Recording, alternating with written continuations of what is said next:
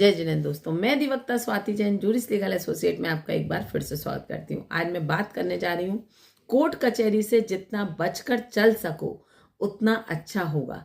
अब आप ये सोच रहे होंगे कि मेरे प्रोफेशन के अकॉर्डिंग मैं आपको ये विपरीत सलाह क्यों दे रही हूँ या ऐसा क्यों कह रही हूँ। तो यहाँ पर मैं आपसे स्पष्ट कहूँगी कि जब भी पति पत्नी का वाद विवाद होता है तो उनकी मेंटलिटी यही कहती है कि हम एक केस कर देंगे तो सामने वाला व्यक्ति झुक जाएगा या हमारा परिवार सुधर जाएगा या हम सब चीज़ें अपने अकॉर्डिंग चला पाएंगे।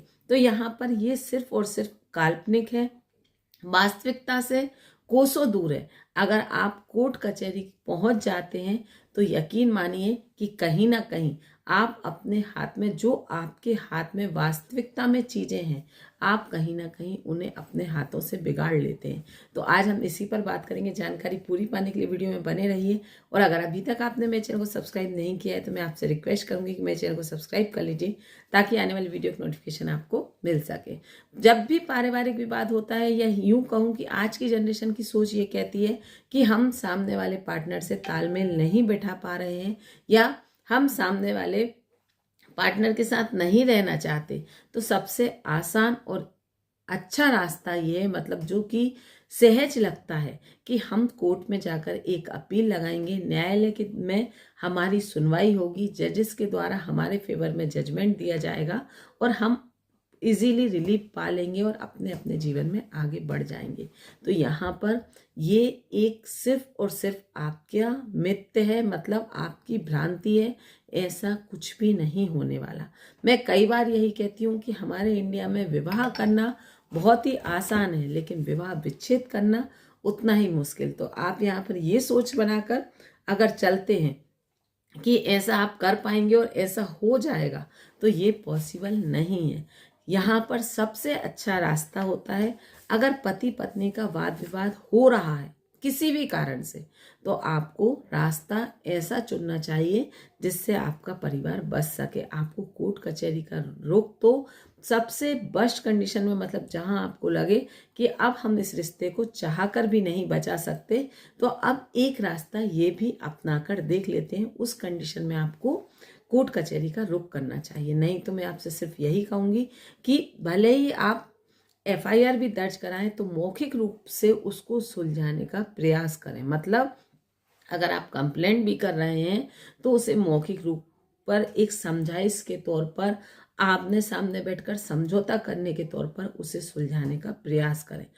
ऐसे में कई बार देखने को ये मिलता है कि इजीली मैटर सुलझ जाता है, मतलब पति पत्नी एक दूसरे से की बात को समझ पाते हैं और यहाँ पर परिवार बस जाता है। लेकिन यहाँ पर आपके द्वारा कोशिश ये की जाती है कि आप सोच समझकर प्लानिंग कर कर, अधिकतर ये चीज़ें देखने को मिलती है महिलाओं के द्वारा। मतलब महिला के द्वारा अगर अपने ससुराल वालों के अगेंस्ट कंप्लेंट करनी होती है तो वह प्रताड़ित हो। अगर हम वास्तविकता की बात करें, अगर वास्तविकता में महिला प्रताड़ित हो तो ससुराल से निकलकर सीधे वह थाने पहुंचे, जबकि होता ये है कि वह ससुराल से निकलकर कुछ दिन जाकर अपने पीहर में रहती है। उसके बाद प्लानिंग कर कर एक के बाद एक कुछ चीज़ों को वो खुद याद करती है, उसके परिवार वालों के द्वारा याद दिलाई जाती हैं, फिर वो एक फॉर्मेट तैयार कर कर थाने पहुंचती है और फिर वहाँ पर वो कंप्लेंट दर्ज कराती है। तो ये स्थिति अपने आप में कुछ और ही बयां करती है। तो यहाँ पर आप ये बात समझिए, अगर आप अपना परिवार बसाना चाहते हैं तो कोशिश ये कीजिए कि अगर आपके साथ वास्तव में प्रताड़ना हो रही है तो आप सिर्फ उन्हीं चीज़ों को लेकर कंप्लेंट कीजिए जिन चीज़ों को लेकर आपको सताया जा रहा है।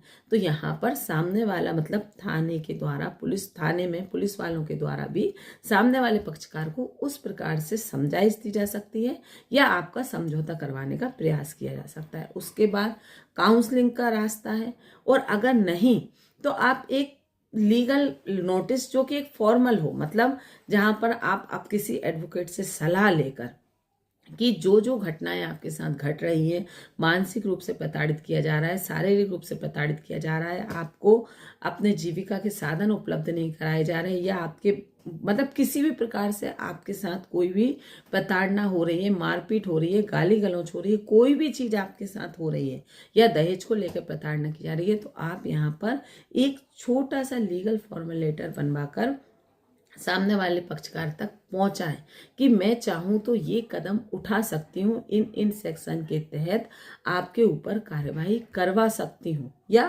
करवा सकता हूँ। हम इसमें यहाँ पर लड़कों को भी ले सकते हैं कि कई बार लड़कियों के द्वारा भी अपने राइट्स का गलत उपयोग करते हुए अपने पति के साथ प्रताड़ना की जाती है। तो यहाँ पर दोनों को ही ये बात लागू होती है कि आप यहाँ पर कोशिश ये कीजिए कि सामने वाले पक्षकार तक अपना मैसेज पहुंचा दें कि मेरे पास पावर ये है, अगर मैं चाहूं तो अपने इस पावर का यूज कर सकता हूं, लेकिन मैं ये चाहता हूं कि मैं अपने परिवार को चलाऊं या मेरा प्रयास यही है कि मैं अपने परिवार को बचाऊं।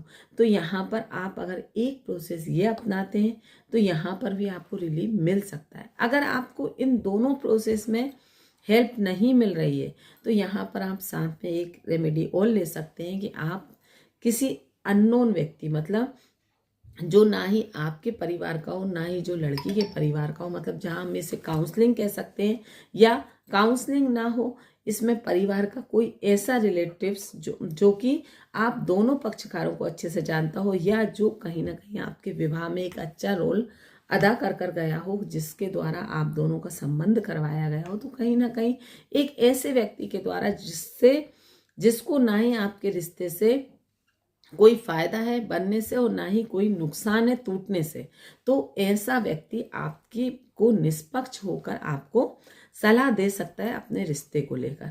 तो यहाँ पर आप किसी ऐसे व्यक्ति का भी सहारा ले सकते हैं। जब ये सारी प्रोसेस से आपकी बात ना बने तो यहाँ पर फिर आपको लीगल प्रोसेस पर जाना चाहिए। लेकिन मेरी ये सलाह है कि यहाँ पर फैमिली मैटर्स को लेकर अगर आप अपने कोर्ट कचहरी के चक्करों में ना पड़े तो यहाँ पर बहुत अच्छा होगा आपको अपना रिश्ता बचाने के लिए। और समय और पैसा तीनों ही चीज़ें, मतलब अगर रिश्ता बच जाता है तो भी बहुत अच्छा है, अगर आपके रिश्ते की कंडीशन ऐसी है कि नहीं बच सकती है तो भी आपको आपसी सहमति से तलाक लेने का प्रयास करना चाहिए, क्योंकि इसमें पैसा, समय और आप अपने जीवन में आगे बढ़ने तीनों रास्ते खोलकर चलते हैं। क्योंकि आज की जो वास्तविकता में परिस्थिति है, केसों के ढेर लगे पड़े हैं और यहाँ पर सिर्फ और सिर्फ तारीखों पर तारीखें मिलती हैं। और यहाँ पर जो झूठ सच कर क्योंकि पारिवारिक विवाद में ऐसा कोई इतने बड़े इश्यूज नहीं होते, कुछ होते हैं तो वो केस अपने आप बोलते भी हैं कि हाँ वास्तव में इस केस में इस हद तक जाकर प्रताड़ना की गई है, ऐसा किया गया है।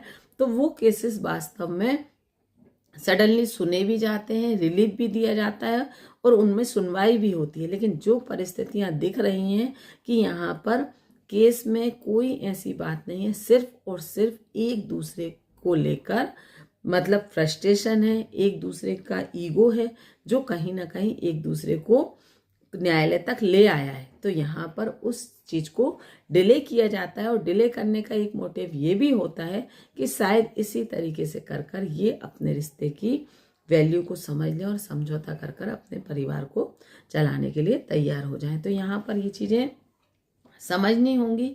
अगर आप इन चीज़ों को समझेंगे तो बहुत अच्छे से अपने चीज़ों को फेस कर पाएंगे। और जो छोटी छोटी बातों को लेकर आप कोर्ट कचहरी पहुंचते हैं तो आपको यहाँ पर रिलीफ नहीं मिलता, बल्कि आप अपनी समस्या को दोगुना कर लेते हैं, क्योंकि जजेस भी उतने ही हैं, उतने ही केसेस की सुनवाई होगी, एक लिमिटेशन में होगी और डिपेंड करेगा कि केस की कंडीशन क्या है, केस की परिस्थिति क्या है। तो यहाँ पर मेरा आपसे कहने का उद्देश्य यही है कि अगर हो सके तो मौखिक रूप से समझौता कर ही इन चीज़ों को सॉर्ट आउट करने का प्रयास करें।